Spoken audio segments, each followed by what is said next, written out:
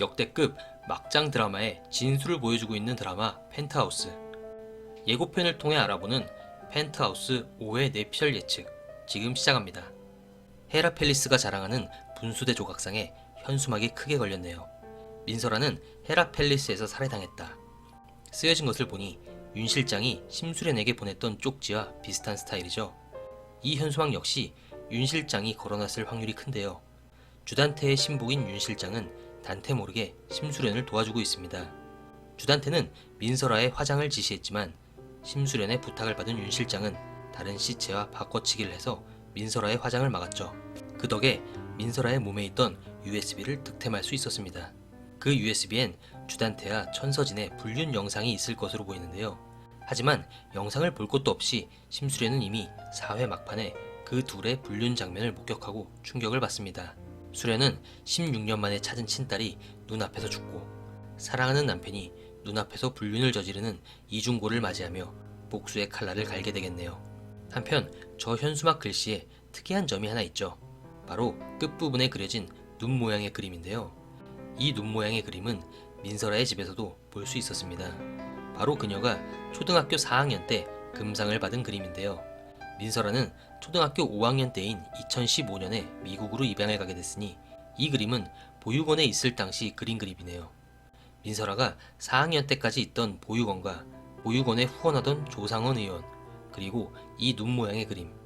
아직은 확실치 않지만 분명 이들 간에 어떤 관계가 있어 보이네요. 천서진이 컴퓨터 모니터를 집어 던지는 모습입니다. 이것은 컴퓨터로 어떤 영상을 보고 분노하는 모습 같죠? 아마 민설아가 다잉 메시지로 남긴 USB 안의 영상을 본 것으로 보입니다. 즉 심수련은 그 USB 속 영상을 보고 주단태와 천서진의 불륜을 확인했으며 복수의 1단계로 먼저 그 영상을 천서진에게 보낸 듯하네요. 강마리는 하윤천을 사건 당일 어디선가 봤다고 말합니다. 강마리가 본 것은 하윤철이 오윤희와 만나는 모습일 거라 생각되는데요. 지난 리뷰에도 말씀드렸지만 오윤희는 파티장에서 우연히 민설아의 감금 이야기를 듣고 50층 기계실로 가서 민설아를 풀어줬으며 그 모습을 우연히 발견한 하윤철이 오윤희의 뒤를 쫓지 않았을까 생각됩니다. 어찌됐든 하윤철은 강마리에게 약점 하나를 잡히게 된 모습이네요. 그리고 주단태는 천서진에게 무언가 숨기는 게 있냐 묻습니다. 헤라클럽 사람들이 서로 의심의 눈초리를 가지는 모습이네요. 애초에 이들에겐 공동체 의식이라곤 찾아볼 수가 없었죠. 민설아의 녹취록이 터지자마자 서로 자기 자식은 문제없다 감싸기 바빴고 민설아가 죽은 이유에 대해서도 서로 의심하기 바빴죠. 결국 이들의 비밀은 위기의 순간에 서로 폭로전을 펼치며 드러날 것으로 보입니다. 이미 이들의 범행 정황은 곳곳에 드러나 있습니다. 천서진의 물린 자국과 피 묻은 반지, 이규진이 사체 유기 현장에서 흘린 15억짜리 시계, 그리고 민설아의 필체가 아닌 유서 등이 있는데요. 하지만 전 이것보다도 민설아의 유일한 친구였던 설탕이의 증언이 가장 큰 역할을 할 것으로 보입니다. 걔가 웬 증언이냐고요? 주단태와 이규진이 민설아 집에 방화를 저지를 때 집안에 있던 설탕이를 잠시 만났었죠. 왠지 설탕이가 언젠가 이들을 보고 마구 지저댐으로써 이들이 민설아 집에 방문했었다는 것이 밝혀지게 되지 않을까 생각됩니다. 민설아 사건에 관여되어 있는 하은별의 멘탈이 흔들리기 시작합니다. 결국 스트레스성 빈혈로 쓰러지는 모습인데요. 하은별은 기계실에서 탈출한 민설아를 계단에서 밀어 넘어뜨리는 만행을 저지릅니다. 하지만 은별이가 범인은 아니죠. 대신 은별이는 범행 현장에서 범인 또는 관련자를 직접 목격했을 확률이 큽니다. 은별이는 헤라클럽 싸가지 학생들보단 그나마 조금은 착한 편이죠. 죄책감에 시달리던 은별이 결국은 누군가에게 범행을 목격한 사실을 말하게 될 것 같네요. 베로나는 추가 합격의 기쁨도 잠시, 혹독한 고딩 생활이 예견됩니다. 앙숙인 빵꾸똥꾸 제니는 너희 엄마가 민설아를 죽인 거 아니냐며 베로나를 괴롭히네요. 티저 영상을 보면 이외에도 학교에서 쓰레기 더미를 뒤집어 쓰는 등 왕따를 당하는 모습입니다. 민설아와 비슷한 상황에 놓이게 될 베로나가 어떻게 이 상황을 극복해 나갈지 더 궁금해지네요. 오윤희는 술에 취한 채 헤라 팰리스를 방문한 모습과 또 손에 묻어있는 피로 인해 한동안 의심을 받게 될 것으로 보입니다. 천서진 역시 오윤희에게 뒤집어 씌우고자 역시 기억이 안 나냐며 공격하는 모습이죠.